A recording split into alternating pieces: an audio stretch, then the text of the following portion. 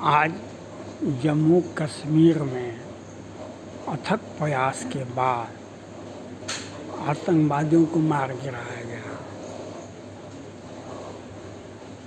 संतोष हुआ हमारे डीएसपी साहब, दो सेना के अधिकारी के हत्या करने वाले की हत्या कर दी गई। सेना को इसमें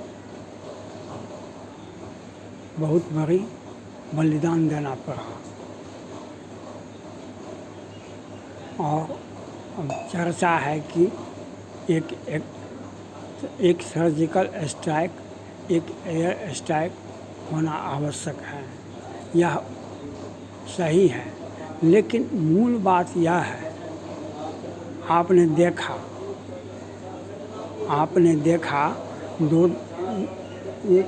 जो खुफिया जानकारी, जो लोकल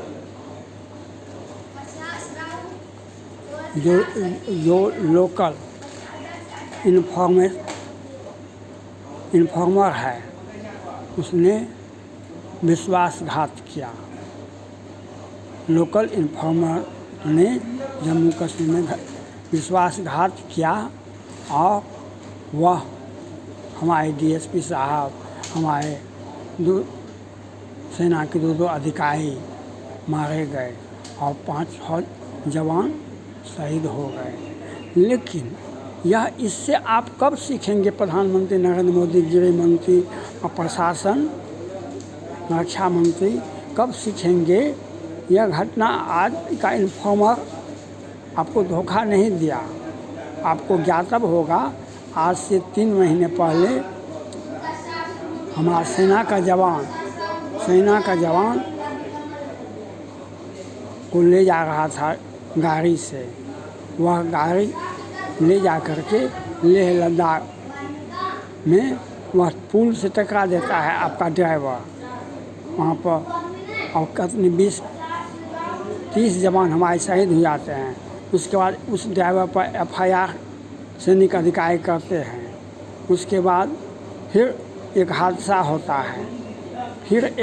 होता है। बिपिन रावत जी के हेलीकॉप्टर पर भी मिसाइल अटैक हुआ था। आपको, केंद्र सरकार को और सेना और प्रशासन, गृह मंत्रालय को यह समझ में आ नहीं रहा है, जो आपका खुफिया जानकारी ईद के समय में भी अपने साथियों के लिए ईद का फल मिठाई लेने के लिए गया था और इन्फॉर्मर ने सूचित कर दिया। हमारे कितने जवान शहीद हो गए थे। आज आपको सोचना पड़ेगा, आप कहाँ जाते हैं, उसकी सूचना दूसरे लोगों को हो जाती है, आतंकवादियों को हो जाता है। आप आतंकवादियों से लड़ने के पहले आपको वहाँ पर जम्मू कश्मीर में, लेह लद्दाख में तो कम है, जम्मू कश्मीर में जो आप घटनाएं हो रही हैं उससे सीखने की आवश्यकता है। केंद्र सरकार को इसकी सीखने की आवश्यकता है। जब लोगों को ठोकर लगता है तो नीचे ज़मीन देख करके चलता है। आपके और वहाँ की व्यवस्था, वहाँ के राज्यपाल को बदलना चाहिए। वहाँ का और पूरे भारत में और जम्मू कश्मीर में जो घटनाएं हो रही है, इसके लिए आप व्यक्तिगत रूप से जिम्मेवार है, केंद्र सरकार जिम्मेवार है। आपको वह इन्फॉर्मर पर FIR कर दीजिएगा, कार्रवाई कर दीजिएगा। हमारे 5-6 पदाधिकारी और DSP मारे गए, उतने आतंकवादियों को मार दीजिएगा। यह काम नहीं हुआ। यह आपको इराक और सीरिया से याद करना होगा, आपको इराक और सीरिया से समझना होगा। अगर हमारे एक जवान की हत्या होती है तो 20 जवान को हम वहाँ पर गोलियों से छलनी कर देंगे। हमारे एक बेटा का शहादत, देश का एक बेटा का शहादत हम 1000 से लेंगे वह तभी होगा जब आप सामूहिक गोलियां चलाने के लिए, आप पिक एंड चूक गोलियां चलाने के लिए आप आदेश देंगे तो आपका कोई काम नहीं होगा।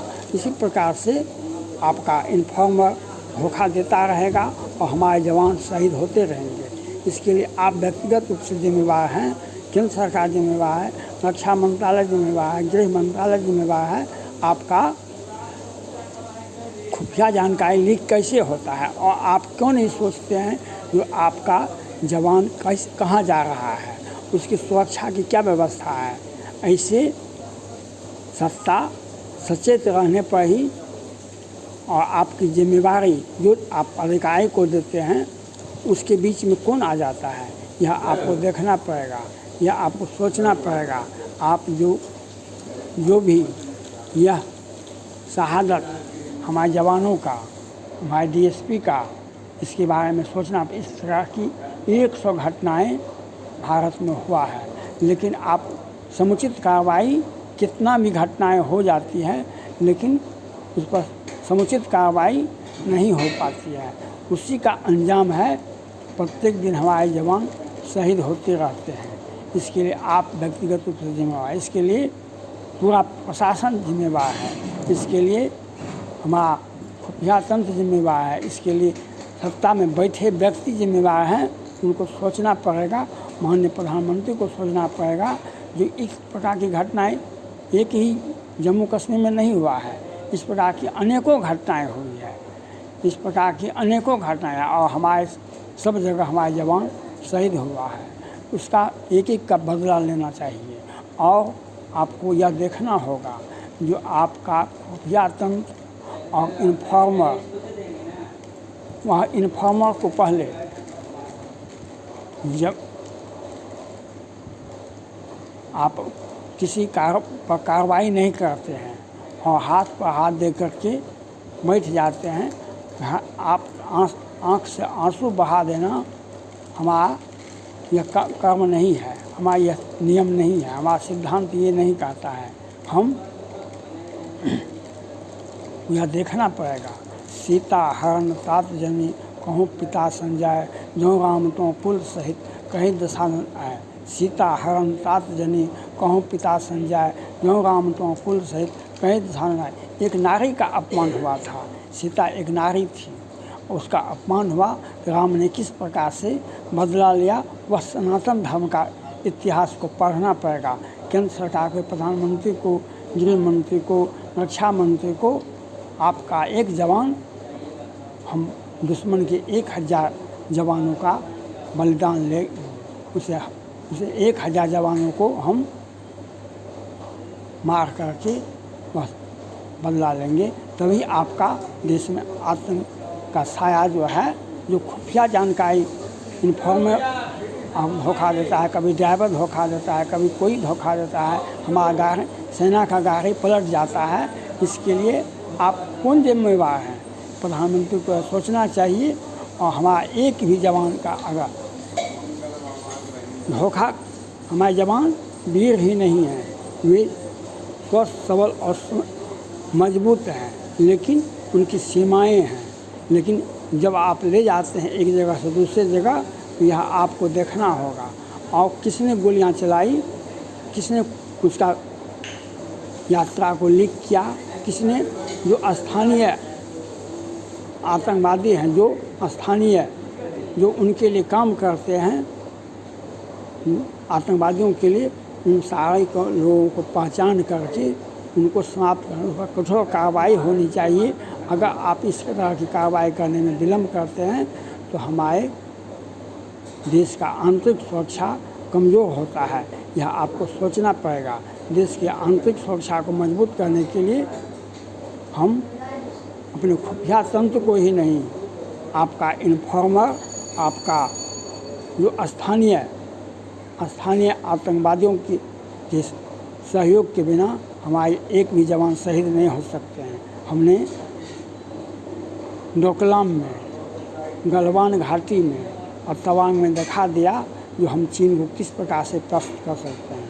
लेकिन वह चीन पाकिस्तान से मिल करके हमारे किस प्रकार से हमारे जवान वहाँ पर शहीद होते हैं, ये सोचना पड़ेगा।